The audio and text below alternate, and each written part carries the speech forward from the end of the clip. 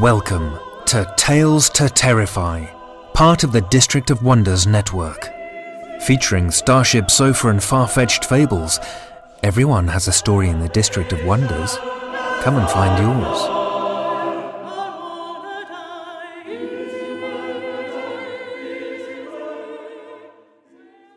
Good evening, children of the night. Well. You might remember me very recently talking about how happy I am not to have to come to you on my knees begging for money anymore, thanks to advertising and, Patreon. And for those of you who are on the District of Wonders mailing list or keep up to date on Twitter or Facebook, you'll know that we came very close to me asking you for money again, because we were in real financial peril. For those of you that are not on the mailing lists, here's what happened. Patreon donors are the bedrock of our podcast network. Patreon announced changes to the way that it does business. The previous and current model is that if you kick in $1 a month, a chunk of that goes straight to Patreon for payment processing, hosting the website, their stuff. The creative person or project that you're pledging that money to gets a fraction, a large fraction of the money that you pledge. The announced change, which Patreon walked back, would be that the $1 that you pledged would go completely to the project that you're backing, but you would be the one that ate the fee instead of the creative. As someone who works with public schools who are constantly sending their kids out with fundraiser kits where the schools get a much smaller fraction of the labors of those kids selling things that people don't want, I heard about Patreon's changing model, and I liked it. Turns out I was in the abject minority of the Patreon community. We had several donors immediately pull from all projects on Patreon, including the District of Wonders.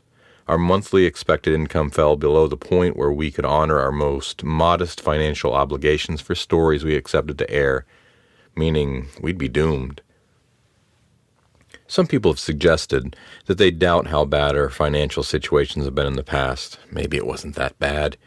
Well, this time, in between Tony's first and second email where he announced that we had brought a few old and a few new people onto Patreon and Patreon changing their course of actions, I had actually started outlining my notes for our farewell show. If we go through a dry spell with advertising revenue, which we are, we can weather a season of that. But if we start bleeding those of you who are Patreon sponsors, that's too big of a hit. So I said it before, and I'll say it again. Patreon sponsors, you're the reason the show continues. And for those of you who donate nothing to us, hey, I get it. I've got a bunch of podcasts in my feed that I only donate to irregularly. I'm not going to try and guilt anyone into doing something they don't feel obligated to do or have the financial means to do so. Our stories will continue as long as our sponsoring listeners in the district continue to foot the bill for everybody. Or Tony wins the Irish lottery, I suppose. Speaking of stories, our first comes from Claude Lalumière. Claude is the author of Objects of Worship, The Door to Lost Pages, Nocturnes and Other Nocturnes, and Venera Dreams, a weird entertainment. His first fiction, Bestial Acts, appeared in Interzone in 2002, and he has since published more than 100 stories, some of which have been translated into French, Italian, Polish, Spanish, Hungarian, and Serbian, and has been adapted for stage, screen, audio, and comics. In summer 2016, he was one of 21 international short fiction writers showcased at Serbia's Kikinda Short 11, The New Deal. Originally from Montreal, he now lives in Ottawa. The story we are about to hear was originally published in the Book of More Flesh, All Flesh Must Be Eaten, Zombie Anthology from Eden Studios 2002, edited by James Lauder.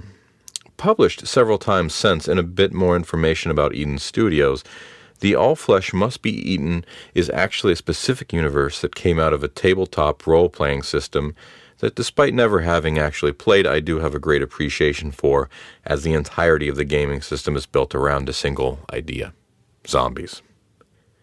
Let's listen to Claude Lalumière's The Ethical Treatment of Meat.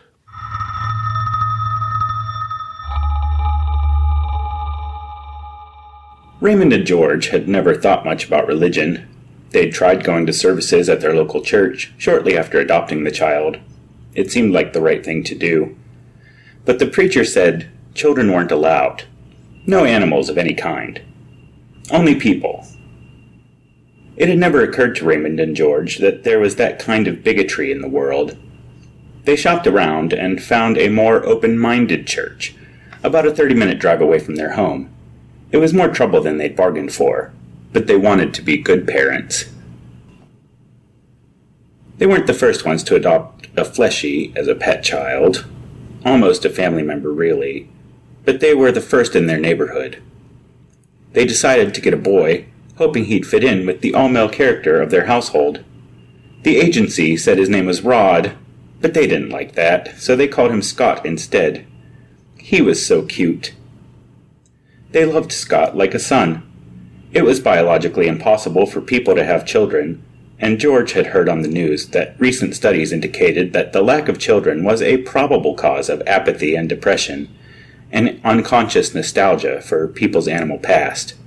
So, when George noticed that Raymond was maybe getting a little depressed, he suggested that they nip the problem in the bud and adopt a fleshy child, even if it was expensive. The mere idea of it had so lifted Raymond's mood that George had known it was the right thing to do. Besides, it's not like it was a long-term commitment or anything. Scott was already 4 years old. He'd only be a child for another 10 years or so. Adoption was such a new fad that people didn't really know what they'd do with the fleshy children once they grew up. This was the topic of the preacher's sermon. Scott was sitting between Raymond and George, with a gag in his mouth to keep him from shouting during the service, and his hands tied to make sure he didn't remove the gag. George smiled when he noticed how affectionately Raymond kept his arm around the boy. Most people thought that, once the children grew up, they should be sold so their brains could be used as food, or simply killed by their adoptive families, their brains eaten fresh. Fresh brains were such a rare and delicious treat. That packaged stuff was never as good. Too many preservatives. But the preacher at this church was a radical. She loudly advocated animal rights, even human rights, for fleshies. George listened. He had never considered these ideas seriously before. He used to snicker at anyone so naive to buy into that sentimental propaganda. Glancing at the boy, he pondered the preacher's words. He wasn't convinced, but he realized that he now needed to think about all this more carefully. Food was a problem. Pet food came in two formats. There was kibble, which wasn't too smelly, but Scott clearly wasn't that enthusiastic about it. He loved the other kind, the moist food, but neither George nor Raymond could stand the smell of the stuff, those icky, vegetable, leafy, and fruity odors. They argued about it. Raymond was willing to try, for the boy's sake, plus the vet said that the moist food was healthier. George, however, was far from convinced. "No, it's just too disgusting," he said as Raymond served dinner. They were having brain casserole with chunky brain sauce. The brain cake they were going to eat for dessert was baking in the oven. It all smelled so delicious. He continued, "And who cares if it's healthier? It's not like he's going to have a long life or anything." Raymond looked hurt. "Don't say that. You heard what the preacher said. We have to work toward becoming a more compassionate society, to stop thinking about these animals only as a resource, a source of food. I mean, look at them. They look almost exactly like us. Sure, their skin is kind of sickly smooth without any rot, and you can't see any of their bones or anything, but still they almost look like people. They can talk. They walk on two legs. It's not their fault if they smell, well, alive or something. Sure, it's kind of revolting that they grow old and then just stop moving once they die, but what we do to them in those factory farms just isn't right." George waited before replying. There was a tense, uncomfortable silence, save for Scott's constant crying and yelling and pounding. The boy always had so much fun when they locked him in that closet. After a few minutes, George glared at Raymond and said, "Are you done? Can I speak now?" Raymond crossed his arms and nodded reluctantly. "First, Where do you think this meal comes from? From dead animals. Animals just like Scott. This is what these animals are. Food. Meat. They're our only source of food. And we have to farm them, or else we wouldn't be able to feed everyone. Farming's not natural. The preacher said so, and she's right. You know she is. George was livid. Don't interrupt me. I let you drone on. Now you listen to me. Pouting, Raymond said, Okay, I'm listening. George wagged his finger, his mouth open, ready to bark his anger at Raymond, but instead he let his arm and shoulders drop and said in a neutral voice, Oh, what's the use? He walked out of the house. What was really irritating George was that he found himself starting to agree with Raymond and the preacher. But he didn't want to. He hated this kind of sentimental anthropomorphizing. Meat was meat. He was starting to regret ever adopting the boy. None of this would be an issue if Raymond hadn't become so attached to Scott. He wandered around the neighborhood for an hour or so, and then decided to go back home. He heard the screams even before he opened the door. He walked into the living room and saw Raymond playing with the boy. Scott's screams were so loud. He must really be enjoying himself. George could see that the boy had shat and peed himself in excitement, tears and snot running down his face. Raymond and Scott looked so beautiful playing hide the maggots that George's anger melted away. He took a handful of maggots out of his mouth and joined the two of them at their game. Scott screamed even louder when George started pushing maggots up the boy's nose. What fun! George softened even more and gave Raymond a loving look. They kissed, the boy's screams making it all the more meaningful. Basil and Judith Vesper were moonbathing on their front lawn when George stepped out of the house to wash the car. They waved at him to come over. Inwardly he groaned. What were they going to complain about now? What had Scott done this time? Hello, Basil. Judith. They were both smiling. Basil said, I wanted to apologize for almost eating your boy last month. That surprised George. Huh. Thanks. Scott had run away once a few weeks ago, and George had found Basil Vesper about to pop the boy's skull open for a quick snack. But George had intervened just in time. Basil had said, If I ever find that animal on my property again, he'll be a meal. Since then, Raymond and George usually kept the boy chained up to keep him out of trouble. Judith shook her husband's shoulder. Ask him, Basil. Ask him. Basil looked irritated for a second, but then recovered. What the wife and I mean is that hearing all those screams coming from your house, well, it makes us yearn for the pitter-patter of little feet, you know. We're thinking about getting a little one of our own. We were wondering if you could give us the number of the agency where you got Scooter. Scott. Right, Scott. So, what's the number? The preacher led George through the church. George looked at the frescoes depicting the 7-day meteor shower that, according to Scripture, released God's chosen from the ground and allowed them to inherit the earth from the fleshy animals who had ruled it in prehistoric times. It was so hard for George to remember that chaotic age, centuries ago, when people first walked the earth. All he could recall was an all-consuming hunger for fleshy brains. Scripture said the feeding frenzy before God gave people consciousness lasted another 7 days, but who really knew? George had never really cared about religious dogma. He didn't see the point in arguing over details nobody could prove or disprove. Maybe people had simply been too hungry to think straight. They reached her office in the back. She offered him a glass of brain juice. It's organic, she said, from free-range fleshies. Tastes the same as regular brain juice, he thought. Sitting behind her big desk, she asked, Is everything all right with your family, George? How's Raymond? And little Scott? Well, there's nothing wrong per se, but that is kind of why I'm here. George looked at the floor and shuffled his feet, not sure how to continue. The preacher waited patiently. George plunged ahead. I've been thinking a lot about all that animal rights stuff of yours. At first I was pretty dismissive of it, but now I'm not so sure. I think I might be starting to agree with you.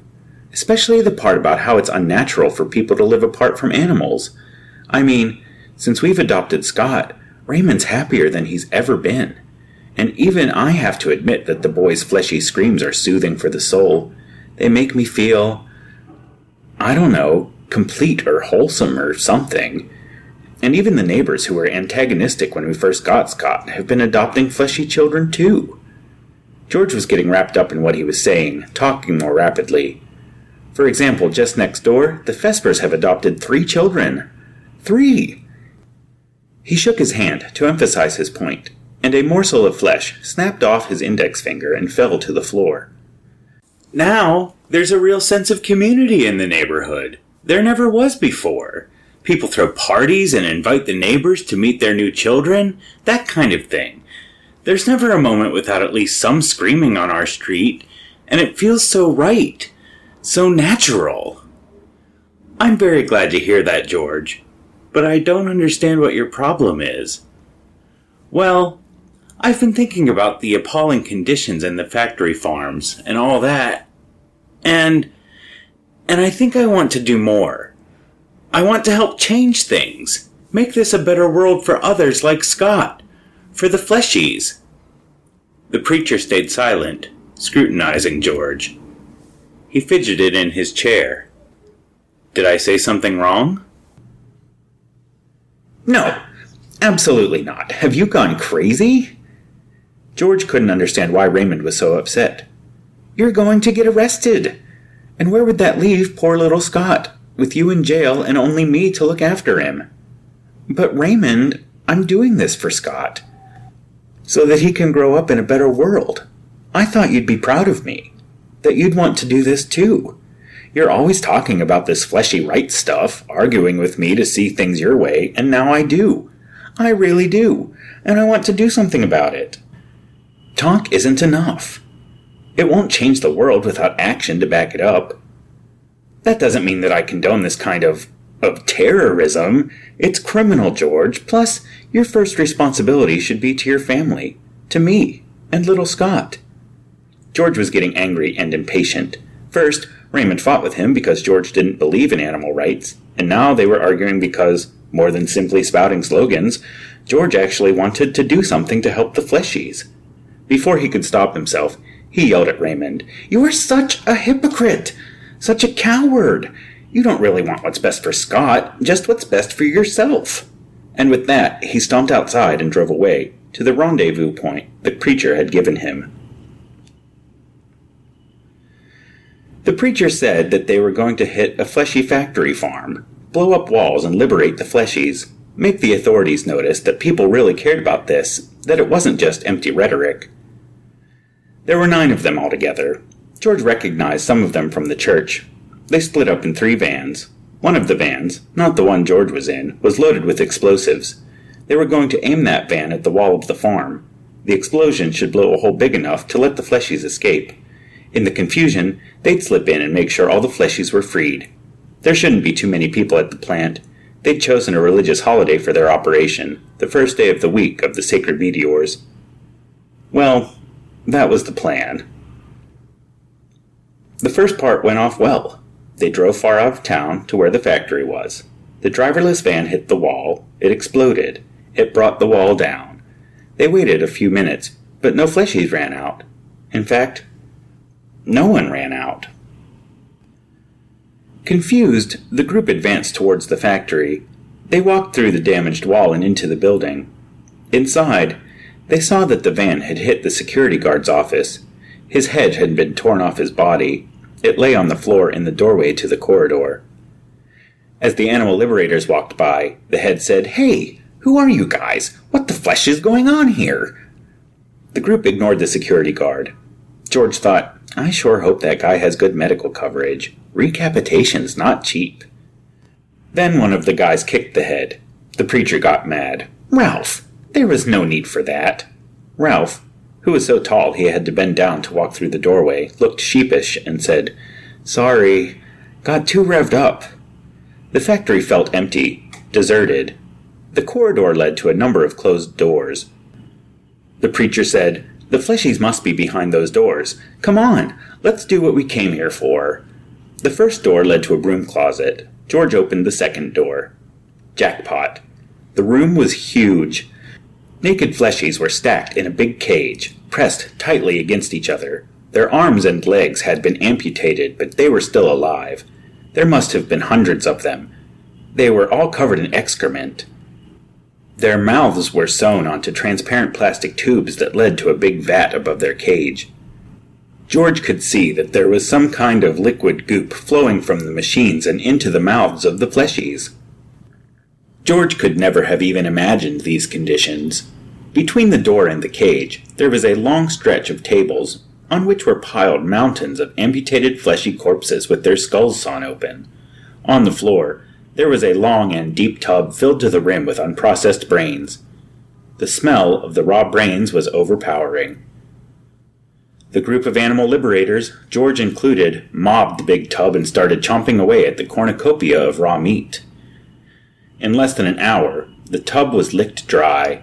High on food, the activists approached the cage that held the live amputated fleshies. They tore the iron bars apart with their bare hands. They ripped the tubes from the fleshies' mouths. They cracked the skulls of the animals on the floor and gorged themselves on fresh brains. They fed until they'd eaten all the meat stored at the factory. George lay on the floor in a stupor, his body covered in blood, gore, and brain goo. He was roused by the police sirens.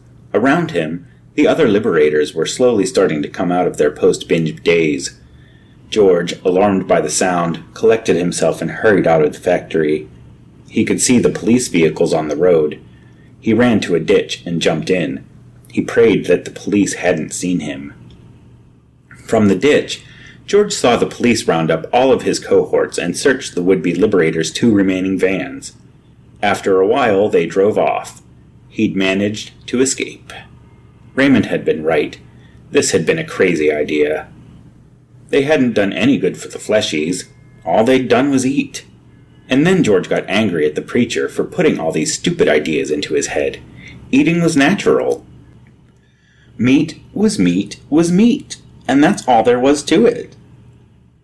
George and Raymond invited the whole neighborhood to their backyard barbecue. The Vespers were the first to arrive, but soon dozens of people were milling about the yard, their children tied up and well-behaved, screaming and crying.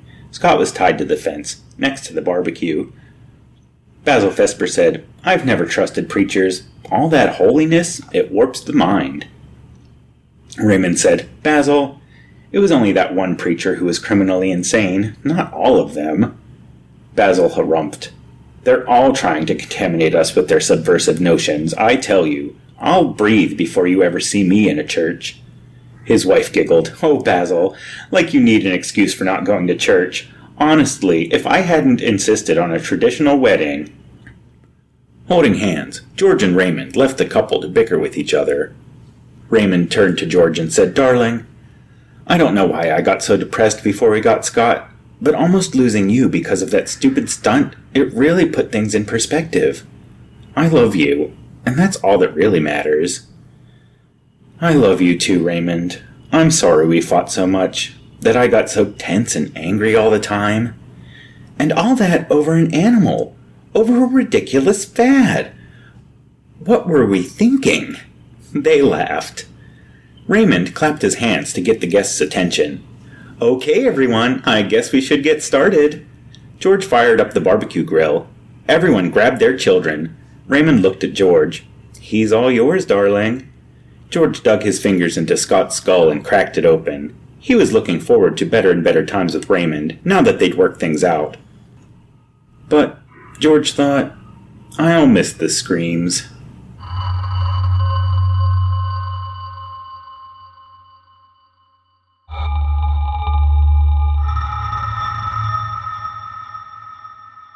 That was Claude Lalumière's The Ethical Treatment of Meat, as read by our own Scott Silk. Scott Silk spends long days staring into the dark heart of corporations and is forbidden to speak about what he sees there. Originally from rural western Pennsylvania, he now lives in Brooklyn with his girlfriend, 2 cats, and a collection of houseplants. He can be rarely found on Twitter at ScottSilk13. Thank you, Scott. Our second story of the evening is a classic from a very well-known author. Herbert George, or H.G. Wells, born in 1866, was an English writer. He was prolific in many genres, writing dozens of novels, short stories, and works of social commentary, satire, biography, and autobiography, including even a book on war games. He is now best remembered for his science fiction novels and is often called a father of science fiction, along with Jules Verne and Hugo Gernsback. His most notable science fiction works include The Time Machine, The Island of Dr. Moreau, The Invisible Man, and The War of the Worlds. He was nominated for the Nobel Prize in Literature 4 times. Wells died in 1946. As a strange bit of unintentional serendipity, the mentioned war game that H.G. Wells wrote is called Little Wars.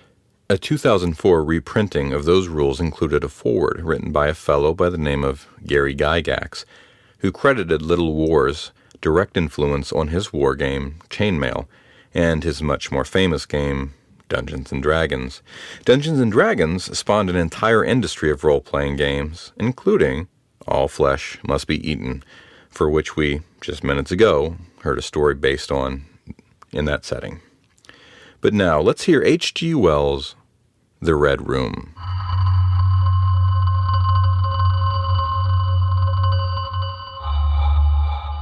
"I can assure you," said I, "that it'll take a very tangible ghost to frighten me." And I stood up before the fire with glass in hand. "It's your own choosing," said the man with the withered arm, and glanced at me askance. 28 years, said I have lived, and never a ghost have I seen as yet." The old woman sat staring hard into the fire, her pale eyes wide open. "Aye," she broke in, "and 28 years you have lived and never seen the likes of this house, I reckon. There's a many things to see, when one's still but 28. She swayed her head slowly from side to side. "A many things to see and sorrow for." I half suspected the old people were trying to enhance the spiritual terrors of their house by their droning insistence. I put down my empty glass on the table and looked about the room, and caught a glimpse of myself, abbreviated and broadened to an impossible sturdiness, in the queer old mirror at the end of the room. "Well," I said, "if I see anything tonight, I shall be so much the wiser, for I come to the business with an open mind." "It's your own choosing," said the man with the withered arm once more. I heard the faint sound of a stick and a shambling step on the flags in the passage outside. The door creaked on its hinges, and a second old man entered, more bent, more wrinkled, more aged even than the first. He supported himself by the help of a crutch. His eyes were covered by a shade, and his lower lip, half averted, hung pale and pink from his decaying yellow teeth. He made straight for an armchair on the opposite side of the table, sat down clumsily, and began to cough. The man with the withered arm gave the newcomer a short glance of positive disdain. The old woman took no notice of his arrival, but remained with her eyes transfixed steadily on the fire. "I said, it's your own choosing," said the man with the withered arm, when the coughing had ceased for a while. "It's my own choosing," I answered. The man with the shade became aware of my presence for the first time, and threw his head back for a moment, and sideways to see me. I caught a momentary glimpse of his eyes, small and bright and inflamed. Then he began to cough and sputter again. "Why don't you drink?" said the man with the withered arm, pushing the beer toward him. The man with the shade poured out a glassful with a shaking hand, that splashed half as much again on the deal table. A monster shadow of him crouched upon the wall and mocked his action as he poured and drank. I must confess I had scarcely expected these grotesque custodians. There is, to my mind, something inhuman in senility, something crouching and atavistic. The human qualities seemed to drop from old people insensibly day by day. The three of them made me feel uncomfortable with their gaunt silences, their bent carriage, their evident unfriendliness to me and to one another. And that night, perhaps, I was in the mood for uncomfortable impressions. I resolved to get away from their vague foreshadowings of the evil things upstairs.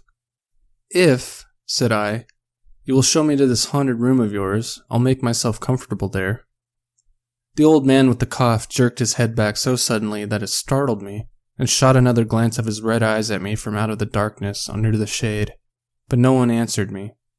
I waited a minute, glancing from one to the other. The old woman stared like a dead body glaring into the fire with the lackluster eyes. "If," I said a little louder, "if you will show me to this haunted room of yours, I will relieve you from the task of entertaining me." "There's a candle on the slab outside the door," said the man with the withered hand, looking at my feet as he addressed me. "But if you go to the red room tonight—" "This night of all nights," said the old woman softly, "you go alone." "Very well," I answered shortly. "And which way do I go?" "You go along the passage for a bit," said he, nodding his head on his shoulder at the door, "until you come to a spiral staircase, and on the second landing is a door covered with the green baize. Go through that, and down the long corridor to the end, and the red room is on your left up the steps."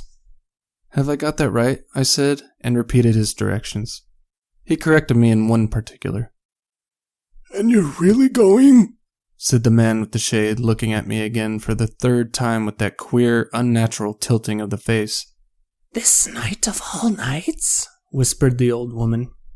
"It is what I came here for," I said, and moved toward the door. As I did so, the old man with the shade rose and staggered round the table so as to be closer to the others and to the fire. At the door, I turned and looked at them, and saw they were all close together, dark against the firelight, staring at me over their shoulders, with an intent expression on their ancient faces. "Good night," I said, setting the door open. "It's your own choosing," said the man with the withered arm. I left the door wide open until the candle was well alight, and then I shut them in and walked down the chilly, echoing passage. I must confess that the oddness of these three old pensioners in whose charge her ladyship had left the castle, and the deep-toned, old-fashioned furniture of the housekeeper's room, in which they foregathered, had affected me curiously in spite of my effort to keep myself at a matter-of-fact phase. They seemed to belong to another age, an older age, an age when things spiritual were indeed to be feared, when common sense was uncommon, an age when omens and witches were credible, and ghosts beyond denying. Their very existence, thought I, is spectral. The cut of their clothing, fashions born in dead brains, the ornaments and conveniences in the room about them even are ghostly. The thoughts of vanished men which still haunt rather than participate in the world of today. And the passage I was in, long and shadowy, with a film of moisture glistening on the wall, was as gaunt and cold as a thing that is dead and rigid. But with an effort, I sent such thoughts to the right about. The long, drafty subterranean passage was chilly and dusty, and my candle flared and made the shadows cower and quiver. The echoes rang up and down the spiral staircase, and a shadow came sweeping up after me, and another fled before me into the darkness overhead.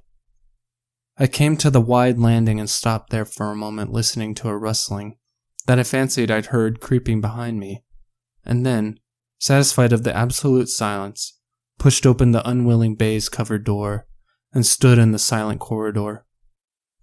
The effect was scarcely what I expected, for the moonlight coming in by the great window on the grand staircase picked out everything in vivid black shadow or reticulated silvery illumination. Everything seemed in its proper position.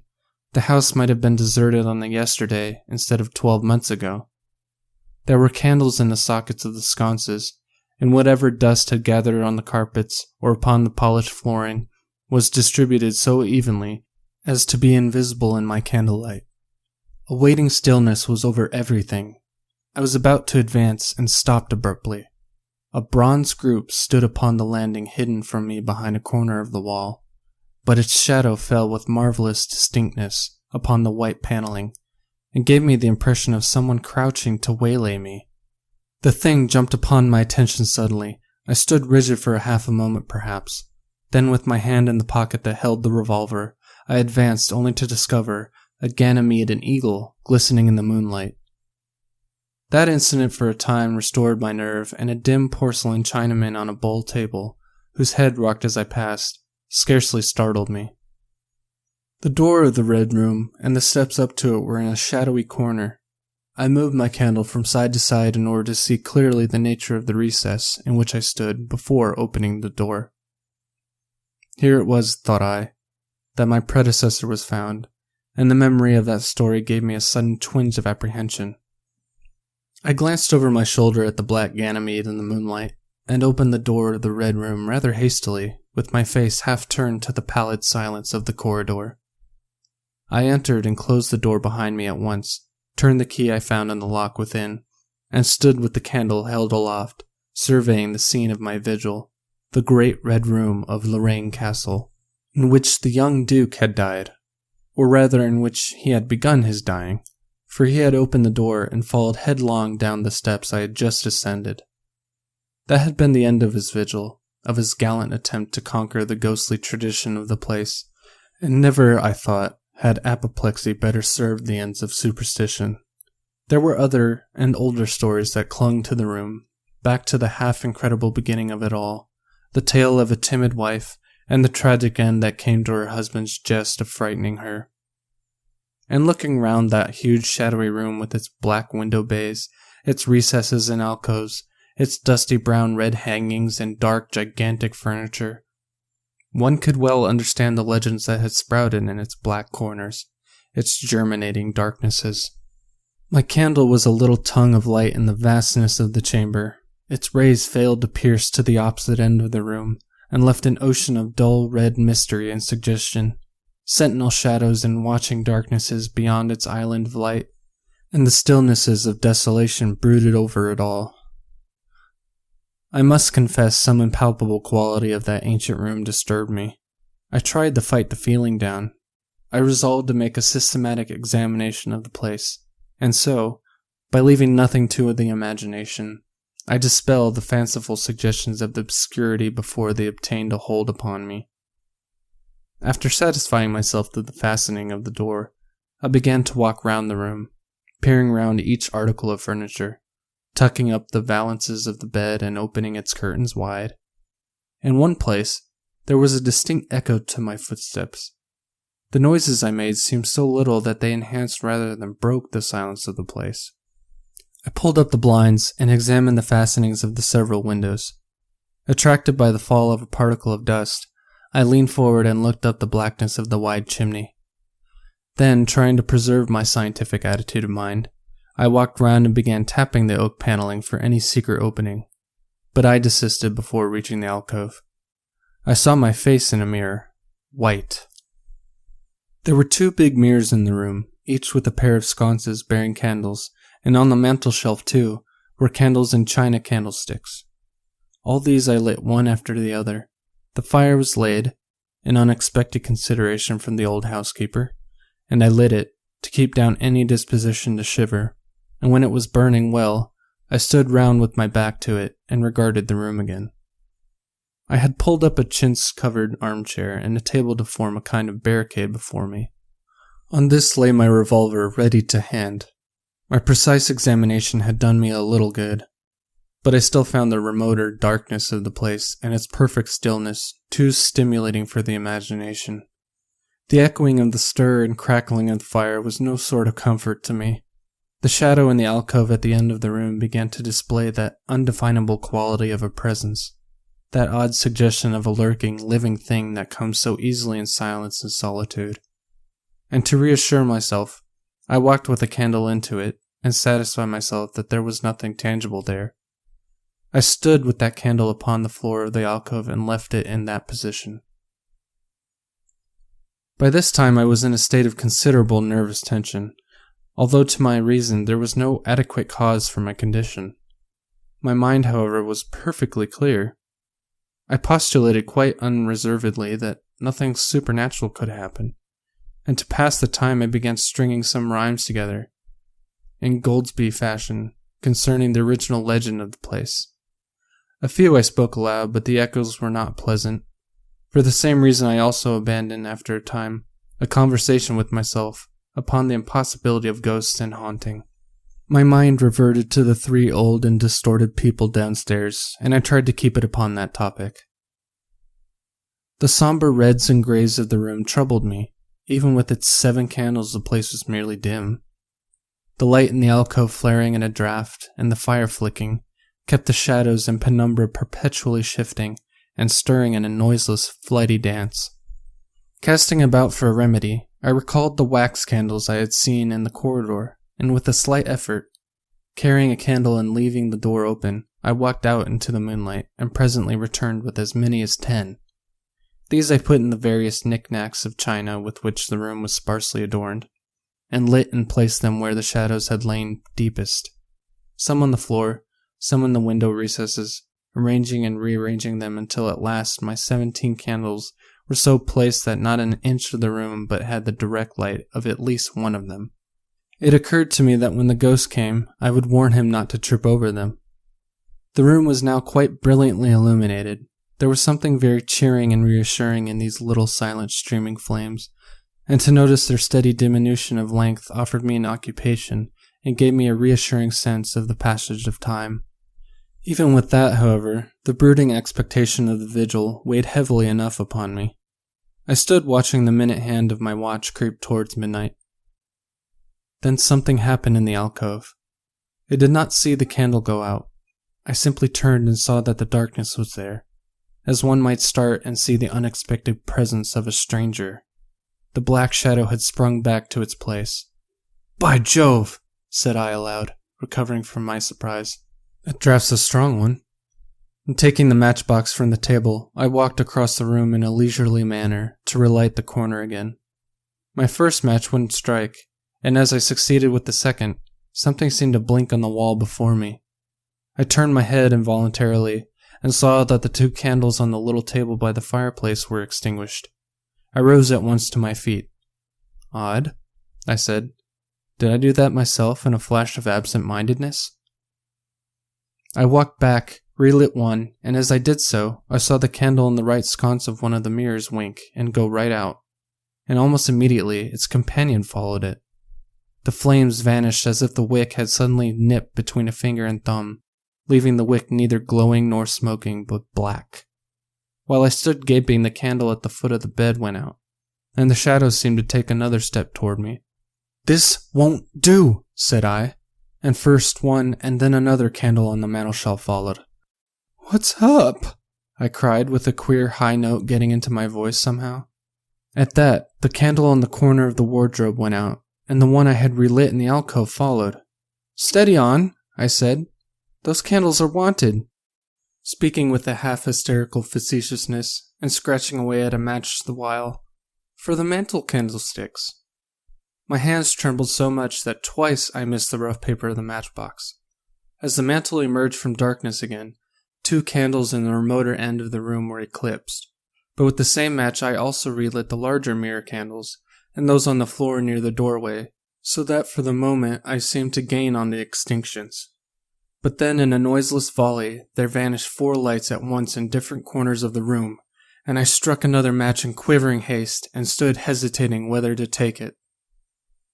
As I stood undecided, an invisible hand seemed to sweep out the 2 candles on the table.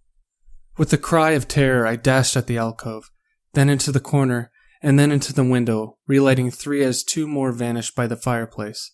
And then, perceiving a better way, I dropped matches on the iron-bound deed box in the corner and caught up the bedroom candlestick. With this I avoided the delay of striking matches, but for all that, the steady process of extinction went on, and the shadows I feared and fought against returned and crept upon me.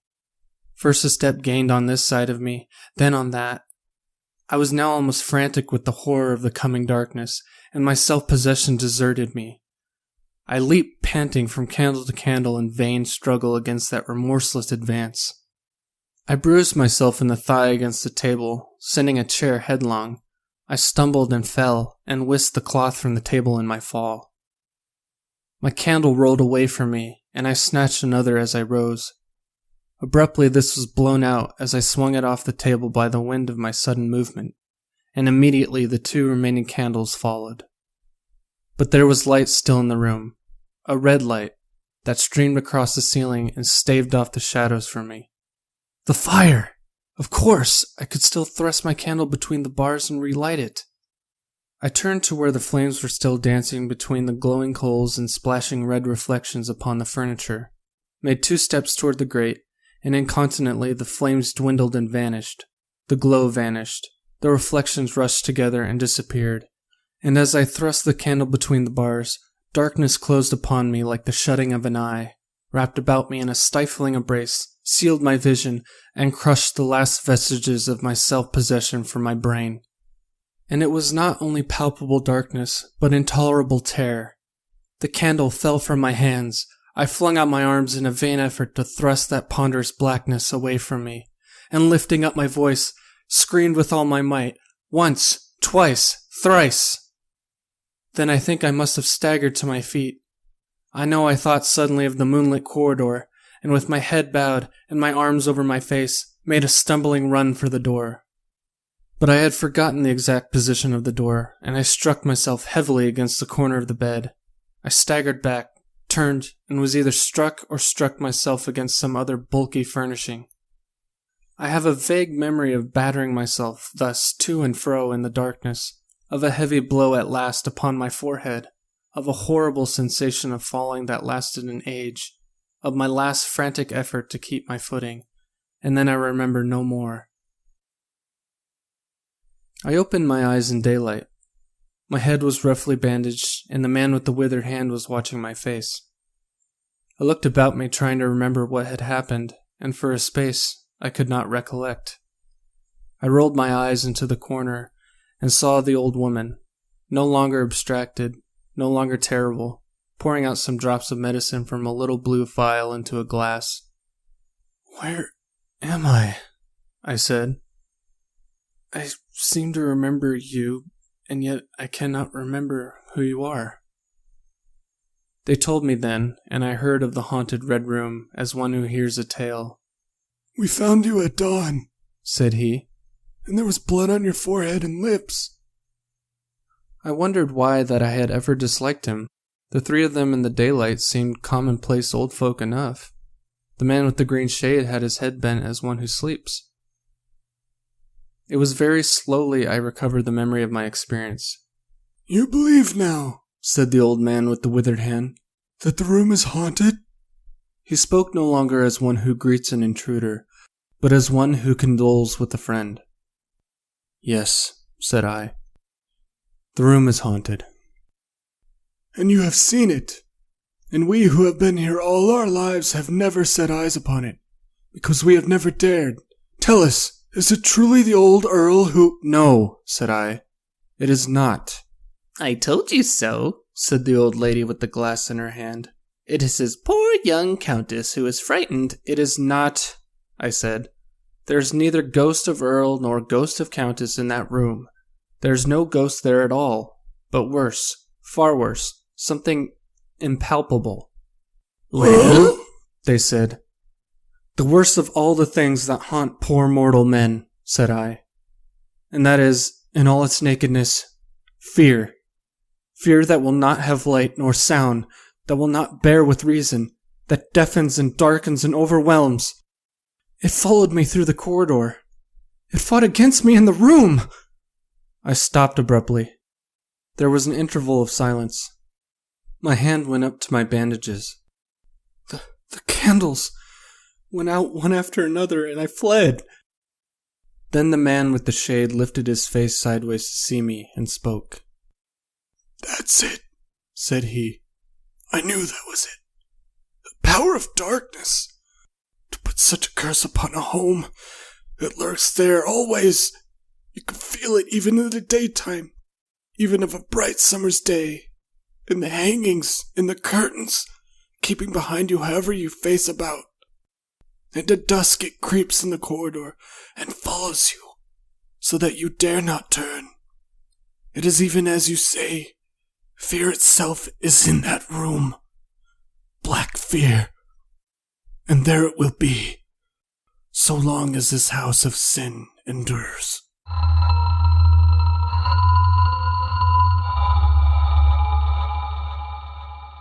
That was H.G. Wells' The Red Room, as read by Spencer DiSparti. Spencer DiSparti is a poet and musician who lives in Phoenix, Arizona, with his wife and 2-year-old whirlwind of a son. He is narrated for Pseudopod, Starship Sofa, and Escape Artists.